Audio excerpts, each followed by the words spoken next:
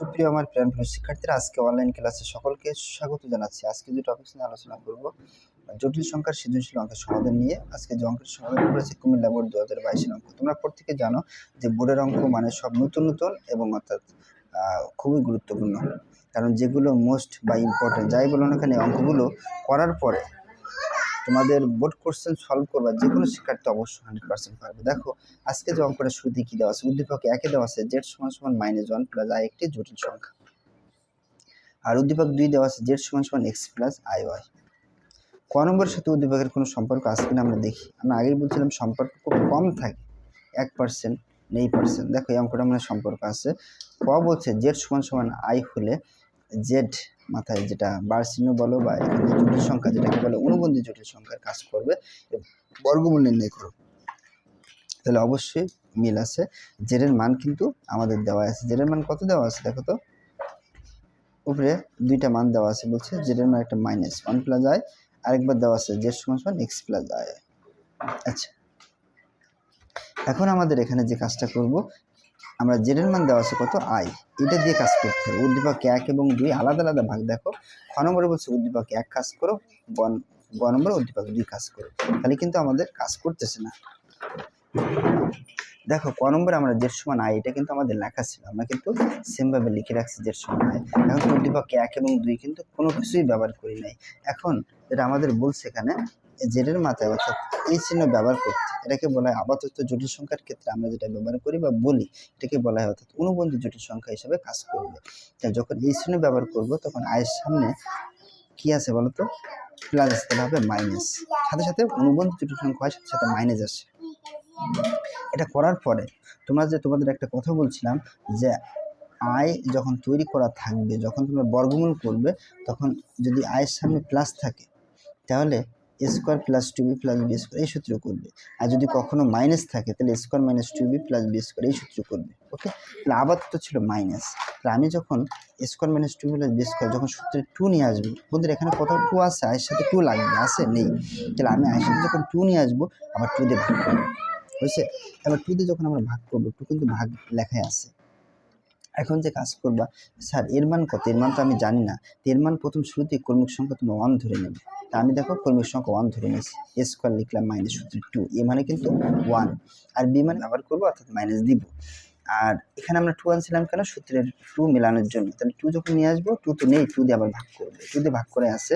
এখন যেহেতু মাইনাস আছে, তাহলে আমরা a - b² বর্গ সূত্র। তাহলে আমরা প্রথম এর মান যখন ধরবো 1 ধরবো স্বাভাবিক সংখ্যা, কর্মিক সংখ্যা হিসাবে, 1² মানে সূত্রে 2, a মানে হচ্ছে 1, আর b মানে কত, এর সাথে যদি আমরা গুণ করি অবশ্য মানটা অর্থাৎ i দিয়ে গুণ করলে দেখো এটা মিলছে। তাহলে b মানে এটা, b মানে কত, i, i²। এখন দেখো তোমরা 2 নিচেই বসে গেল। এখানে যদি ক্যালকুলেশন করি, 2 আর 1 i গুণ করলে এখানে 2i মিলছে। এখন 1² মানে হচ্ছে 1, আর এখানে i² মানে কত বন্ধুরা, -1 -1। এটা কেটে গেলে কিন্তু অঙ্ক পূর্ব অবস্থায় ফিরে পাচ্ছে। আবার দেখো 1² i² কিন্তু বাদ হয়ে যাচ্ছে, মানে 1 বিয়োগ করলে 0, তার মানে এটা বাদ, আবার এটা গুণ করলে এটা মিলেই যাচ্ছে, দেখছো? তাহলে 2 বসে গেল, এটা কার সূত্র, a - b² বর্গ সূত্র। a মানে হচ্ছে এখানে 1 আর b মানে হচ্ছে i, তাহলে a - b² বর্গ সূত্র মিলে গেছে। এরপর আমরা যখন বর্গমূল লিখবো সবসময় প্লাস মাইনাস দিব, আগে বলছিলাম, এবং একটা রুট দিব, দিয়ে এই মানটা লিখবো, এই মানটা লিখলাম। এই প্লাস মাইনাস আমরা যদি স্কোয়ার রুট বাদ দিই তাহলে 1 - i হয়, 1 - i। এখন 2 কে তো আমাদের রুটটাকে বাদ দিতে হবে, তাই না? তা রুটটা কি করতে হবে, রুটটা 2 কে ভাগ করবে, তো √2 আর উপরে 1 থাকবে, তাহলে 1 ভাগ √2 আসে আর 1 - i, কারণ স্কোয়ার রুট বাদ গেল, আবার রুটটা আবার 2 কে ভাগ করবো, ভাগ করে দিচ্ছি, এটা হলো আমাদের অ্যান্সার। ওকে বন্ধুরা, তোমরা যে ইম্পর্টেন্ট অঙ্কগুলো যখন করাইছিলাম, এগুলো আবার দেখে এসো, আরও ক্লিয়ার হতে পারবে, আরও সুন্দর হবে তোমাদের জন্য। এরপর আমরা যেটা যাবো সেটা হচ্ছে আমাদের খ নম্বর। খ নম্বর বলছে উদ্দীপক 1-এ উল্লেখিত জটিল সংখ্যার মডুলাস আর্গুমেন্ট। আমরা প্রত্যেকে যেন জটিল মডুলাস বের করা মানে 4 এর মান, আর্গুমেন্ট মানে হচ্ছে থিটার মান, শেষ। এখন এখানে কথা আছে, এখানে আবার একটা চিত্র এঁকে দেখাতে বলছে আর্গুমেন্ট। এদিকে আমাদের সাধারণত দেখে সাথে সাথে মাথায় নষ্ট হয়ে যাওয়ার কথা, কিন্তু কোনো প্রকার মাথায় নষ্ট হওয়ার কিচ্ছু নেই, ভয় পাওয়ার কিছু নেই, ভয় পেলে কিছুই করতে পারবো না। উদ্দীপক 1 এটা দিয়ে কাজ করতে হবে, 2 চাইলে আমরা করতে পারবো। তাহলে 1 নম্বর আমরা উদ্দীপক যেটা ছিল সেটা দিয়ে আমরা কাজ করি। z = -1 + i, মূলত যখন বের করবো আর এর মান, √দিয়ে x² যোগ y²। এখানে x এর মান কত তোমরা প্রত্যেকে জানো, এখানে আই যেটা আছে আই বাদে কি আছে -1, এটা হচ্ছে এক্স এর মান -1, আর আই এর সহগ যেটা আছে এখানে হচ্ছে 1, এটা হচ্ছে ওয়াই এর মান হচ্ছে 1। দেখো এক্স এর মান -1 হোল স্কয়ার লেখা আর ওয়াই এর মান হচ্ছে 1 লেখা, এর মাত্রা স্কয়ার বসে। এটা যদি ক্যালকুলেশন আমরা করি তাহলে 2 পাবো আর √2 বসে গেল, এটা আমাদের অ্যান্সার। এটা মডুলাস বের করা শেষ। এখন আমরা বের করবো সেটা হচ্ছে আর্গুমেন্ট। আগে বলছিলাম আর্গুমেন্টে বন্ধুরা আমরা বিভিন্ন প্রসেসে বের করতে পারবো, উত্তর কিন্তু একটা হবে। আর্গুমেন্ট যখন বের করবো এই যে লিখলাম থিটা সমান tan ইনভার্স মরসিনতে y/x। এখন tan ইনভার্স লিখলাম y এর মান কত, y এর মান হচ্ছে 1, এই যে 1, আর x এর মান কত, x এর মান -1, এই tan লিখলাম tan ইনভার্স। এখন এখানে যদি ক্যালকুলেশন করি 1/1 মানে তো 1, আর মাইনাস আছে বাদ দিই, মরসিনের ভিতরে মাইনাস থাকলে সেটা কি হয়ে যায়, প্লাস হয়ে যায়, একটু মাথায় রাখবে এটা আর কি। তার মানে আমরা কত হবে 1, এই tan ইনভার্স লিখলাম। এখন 1 কতর মান সেটা একটু মাথায় রাখতে হবে। আমরা জানি tan ইনভার্স তো বসে গেল, tan কতর মান 1, tan 45 ডিগ্রি, তো আমরা 45 ডিগ্রি লিখবো না বন্ধুরা, আমরা যেটা লিখবো π/4, কারণ পায়ের মান হচ্ছে এখানে 180কে যদি আমরা 4 দিয়ে ভাগ করি তাহলে 45 হয়। আমরা এইভাবে পায়ের মানটা আমরা এইভাবে নিয়ে আসবো আর্গুমেন্ট যখন আমরা বের করবো, মাথায় রাখবো। tan ইনভার্স আর tan আমরা জানি বাদ যায়, মানে কাটাকাটি যায়, tan ইনভার্স মানে 1/tan যেটাকে বলে, কাটাকাটি করলে এখানে কি থাকবে π/4। আমরা বলছিলাম আর্গুমেন্ট বের করে আমরা থিটার মান, এটা কি উত্তর না।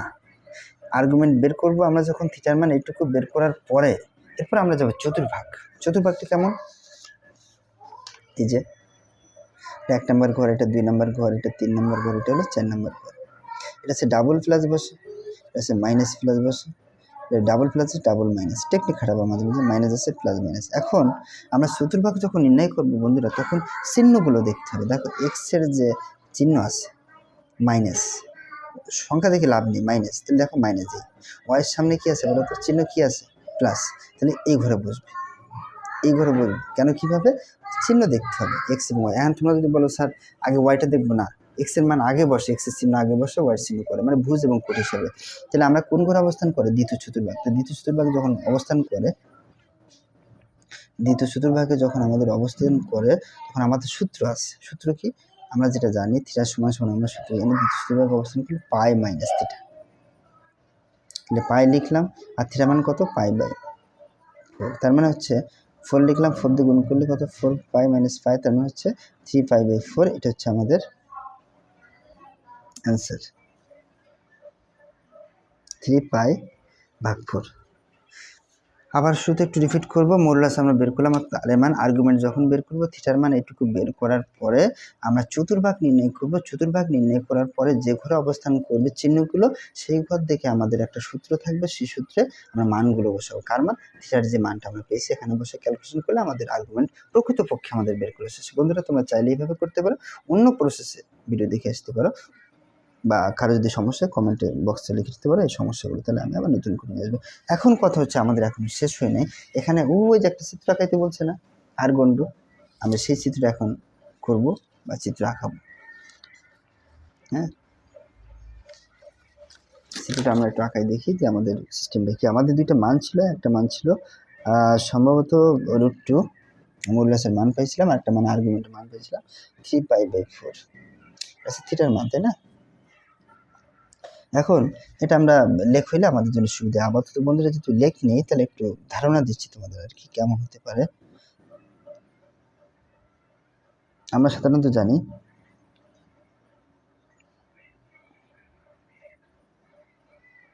এটা সাধারণত আমরা যেটা এক্স বার লিখি, এটা হচ্ছে আমরা এক্স লিখি, এটা হচ্ছে আমাদের মূল বিন্দু বসাই, এটা হচ্ছে আমরা সাধারণত ওয়াই লিখি, এটা হচ্ছে আমাদের ওয়াই ড্যাশ বা ওয়াই প্রাইম, যাই হোক আমরা লিখি। এখন আমরা দুইটা সংখ্যা লিখি বা একটা সংখ্যা লিখি, আমরা যদি এটা লিখি, এটা প্লাস এদিকে, তাহলে 1 2, এদিকে যদি আমরা যাই তাহলে -1 -2। হ্যাঁ, এখন উপরে যদি আমরা ইন্ডিকেট করি তাহলে আরও একটু সুবিধা হবে। এটা মনে করো সাধারণত 1 2, মানে এরকমভাবে আর কি। এখন কথা হচ্ছে যে এখান থেকে আমাদের এইটুকু কত ডিগ্রি কোণ উৎপন্ন সম্পূর্ণ মিলে, আমরা যদি এইটুকুর কথা বলি, এইটুকু শুধুমাত্র এইটুকু কথা বলি, তাহলে কত ডিগ্রি, আমরা জানি এটা 90, এটা 90, এটা 90, এটা 90, তাহলে আমাদের এটা হবে 90 ডিগ্রি। কিন্তু এখানে আমাদের কোণ দেওয়া আছে কত ডিগ্রি বলতো, 3 গুণ পায়ের মানে 180, 4 দিয়ে ভাগ করো তো কত হয়?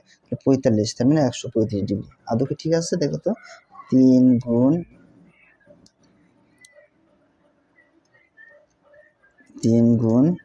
180 ভাগ কত বলছে? ভাগ এখানে বলছে 60, তাহলে কত ডিগ্রি হচ্ছে? দেখো তো 135। কত ডিগ্রি হবে? 135 ডিগ্রি কোণ আঁকাতে হবে। তাহলে আমাদের এখান থেকে এইটুকু যদি আমরা যাই, এইটুকু, এখান থেকে এইটুকু, তাহলে কত ডিগ্রি বলো তো? এইটুকুর নাম হচ্ছে, এখান থেকে এইটুকুর নাম হচ্ছে 90 ডিগ্রি। আমার লাগবে 135। এখন বন্ধুরা আমরা একটা যদি কাজ করি, শর্টকাট টেকনিক, যে এর অর্ধেক করি। এর 90-এর অর্ধেক করলে আমাদের কত হয়? এটা হচ্ছে 90, আর এখানে এইটুকু 45 ধরে নাও। তাহলে 90 আর 45 কত? 135। দেখছো আমাদের সহজ হয়ে গেল। তাহলে এখান থেকে এইটুকু কোণের মান কত ডিগ্রি? এইটুকু কোণের মান আমরা এখান থেকে এইটুকু নাম কি লিখবো? থিটা সমান লিখবো 3π/4। হচ্ছে আমাদের কার মান? থিটার মান, পরিপূর্ণ নাম। আর এই যে কোণটা আমরা অঙ্কন করেছি, এটা মডুলাস বের করতে বলছে না, অর্থাৎ কের মান, এখান থেকে আর এর মান বের করতে বলছে।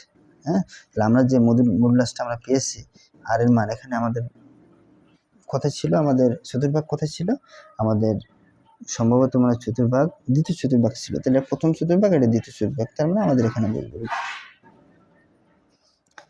হ্যাঁ, আবার একটু তোমাদের বলি, আমাদের আর এর মান অর্থাৎ √2 পেয়েছিলাম। √2টা এখানে না বসে, এখানে না বসে, এখানে না বসে, মনে করো চাইলে আমরা যে কোনো জায়গায় বসাতে পারবো না। আমাদের যে মানটা দেওয়া ছিল, এক্স এর মান ছিল এরকম। বন্ধুরা দেখো, একটু তোমাদের স্মরণ করে দিই। এক্স এর মান ছিল -1 আর ওয়াই এর মান ছিল 1। তাহলে প্রথম মান হচ্ছে মাইনাস, পরে প্লাস। কোন ঘর? দেখো তো 2 নাম্বার না? 2 নাম্বার চতুর্ভাগ হচ্ছে আমাদের এইটা সম্পূর্ণ মিলে। এটা বলে প্রথম ঘর, এটা 2 নাম্বার ঘর। তাহলে আমার যে √2 কোথায় বসবে? এখানে 2 নাম্বার ঘরে বসবে। এই √2 মান বসালাম। আর এটা সম্পূর্ণ এখান থেকে এইটুকুর মান হচ্ছে 3π/4। এইটুকু তোমরা চাইলে নিচেও লিখতে পারবে না। আমার চতুর্ভাগের একটা ব্যাপার স্যাপার আছে, সাবা আছে আর কি। কারণ মান যেগুলো আছে সেটা হচ্ছে 135 ডিগ্রি। ওকে, এটুকু তোমাদের একটু ধারণা দিলাম যে এখন যদি আর গণটা কখনো বলে আমাদের নির্ণয় করতে, আমরা এরকম লিখতে পারি। এখন তারপরে যদি তোমরা বলো স্যার এরকম আরও কিছু লিখতে পারবে, এরকম মডুলাস দিয়ে লিখতে পারবা। আমরা ও লিখি, এটা যদি আমরা কিউ দেই, তাহলে আমরা এখানে লিখতে পারবো মডুলাস সমান ও কিউ সমান কত? √2। এবং কোণ চিহ্ন যদি আমরা লিখি কিউ ও এক্স কোণ, আমরা লিখতে পারবো কিউ ও এক্স কোণ সমান কি লিখবো? 3π/4। এটা হচ্ছে সম্পূর্ণ মিলে আর্গুমেন্ট। চাইলে এটা লিখতে পারা, না চাইলে কোনো সমস্যা নেই। ওকে, একটু বাড়তি লিখে দিলাম আর কি, হয়ে গেল। আচ্ছা, এখন আমরা যেটা যাবো সেটা হচ্ছে আমাদের গ নম্বর, খুব একটা গুরুত্বপূর্ণ, সেটা হচ্ছে আমাদের এটা উদ্দীপক 2 এর সাহায্যে আমরা মান দেওয়া আছে। দেখো z+2 = 5, বৃত্তের কেন্দ্র ব্যাসার্ধ নির্ণয় করতে হবে। দেখি মাথায় মনে হচ্ছে যে আমরা পারবো কিনা। অবশ্যই 100% পারবো। উদ্দীপক 2 যেটা দেওয়া আছে, দেখো z = x + iy। আমরা উদ্দীপক 2 ছিল আমাদের z + x হয়, আমি লিখে রাখছি। আর মূলত আমাদের অঙ্কটা এটা ছিল, z এর মান বসালাম +2। এখন বন্ধুরা মরসিমকে কখনো যদি আমাদের বাদ দিতে হয়, তাহলে আমরা যেটা করবো, আগে রুট দিব, x লিখবো যার সাথে i নেই। i নেই কার সাথে? x এর সাথে নেই, 2 নেই। x আর 2 একত্রিত করে স্কোর দেবো, সূত্রের যোগ। এবং i এর যে শোক, i শোক কত? y এর মাথে স্কোর। এটা কিন্তু সূত্র, কিন্তু আমি টেকনিক দিচ্ছি বন্ধুরা। = 5। আমাদের রুটকে ভ্যানিশ করতে হবে, তাহলে আমরা কি লিখবো? যা আছে তাই, x+2 whole square y square by পক্ষ বর্গ করবো 5 স্কোয়ার। তার মানে স্কোয়ার রুট বাদ যায়, তাহলে x+2 হোল স্কোয়ার লিখলাম, যোগ y স্কোয়ার = 5 স্কোয়ার। বন্ধুরা তোমরা দেখে বলো তো, এটা কি কখনো চেনো বা দেখেছো কি না? আমি যদি বলি হ্যাঁ তোমরা চেনো, একটা বৃত্তের সমীকরণ। যদি আরেকটা তৈরি করে দেই, তাহলে তোমাদের বুঝতে সুবিধা হবে। এর সমীকরণ, বৃত্তের সমীকরণ। তাহলে এখানে লিখবা এটি একটি কে সমীকরণ, এটি একটি বৃত্তের সমীকরণ। এখানে বলছে কেন্দ্র এবং ব্যাসার্ধ কত। যে কেন্দ্র কত হবে? কেন্দ্রের স্থানাঙ্ক যেটাকে বলে, যে কেন্দ্রের স্থানাঙ্ক কত হবে? কেন্দ্রের স্থানাঙ্ক বের করার নিয়ম হচ্ছে x এবং y এর সাথে খেয়াল করবে। x এর সাথে কি আছে? +2 না, এর চিহ্ন -2। আর y এর সাথে কিছু আছে? নেই। তাহলে আমরা একটু যদি টেকনিক খাটাই, এরকম সূত্র যদি আমরা একটু কাজ করি, তাহলে আমাদের এরকম পাবো। দেখো 2 হোল স্কোয়ার যোগ, এখানে লিখতে পারবো, এখানে আমরা y মানে 0 whole square equal 5 square. Y মানে 0 হোল স্কয়ার যে জিনিস ক্যালকুলেশন করলে এটা পাবো, আবার প্লাস করলে এটা পাবো। তুমি যেভাবে খুশি করতে পারবে। এখন আমাদের সূত্রে আছে তাই আমরা লিখছি। এখন দেখো কেন্দ্রের স্থানাঙ্ক আমরা যখন বের করব, তোমরা যদি চাও স্যার এখানে প্লাস দিব তাতেও সমস্যা নেই। এখন দেখো কেন্দ্রের স্থানাঙ্ক বের করার নিয়ম হচ্ছে এক্স বাদে আছে কি, এক্স বাদে +2 না, আমরা লিখবো -2। এবার এখানে ওয়াইয়ের সাথে আছে কি 0, 0 সামনে প্লাস মাইনাসে কোনো ভেদাভেদ নেই, তার মানে শুধুমাত্র 0 এই কেন্দ্রের স্থানাঙ্ক। আর ব্যাসার্ধ কি লিখবো, ব্যাসার্ধ সমান কত, স্কয়ার বাদ দিয়ে কত 5, এটা হলো আমাদের ব্যাসার্ধ। এই কিন্তু আমরা একভাবে নির্ণয় করলাম। হ্যাঁ, তাহলে এখানে যেটা আমাদের বলছিল কেন্দ্রের স্থানাঙ্ক এবং ব্যাসার্ধ নির্ণয় করার জন্য আমরা কেন্দ্রের স্থানাঙ্ক আমরা পেয়েছি -2,0 এবং ব্যাসার্ধ পেয়েছি আমরা 5 একক। এটা আমাদের অ্যান্সার। অ্যান্ড কেউ যদি বলো স্যার এই পদ্ধতি বাদে আরও পদ্ধতি আছে কিনা, আরও পদ্ধতি আমরা চাইলে অনেকভাবে করতে পারবো। হ্যাঁ, সেই পদ্ধতিতে যদি তোমার কারোর মনে হয় স্যার সেই পদ্ধতি করতে পারবা, কিন্তু তোমরা কমেন্টে জানাবো স্যার আর অন্য কোনো পদ্ধতি তোমরা করবে কিনা। যদি করতে চাও আমি অন্য আরেকভাবে নিয়ে আসবো, তখন তোমরা সম্পূর্ণ করবা। তাহলে আমি আগে বলছি কেন্দ্রের স্থানাঙ্ক এইভাবে বের করা যায়, ব্যাসার্ধ এইভাবে বের করছি। তোমরা চাইলে অন্য সূত্র দিয়ে বের করতে পারো, তোমরা কমেন্টে নিয়ে লিখবা, তাহলে তোমার জন্য সুবিধা হবে যে সমস্যা আছে কিনা বা বুঝতে পারছো কিনা।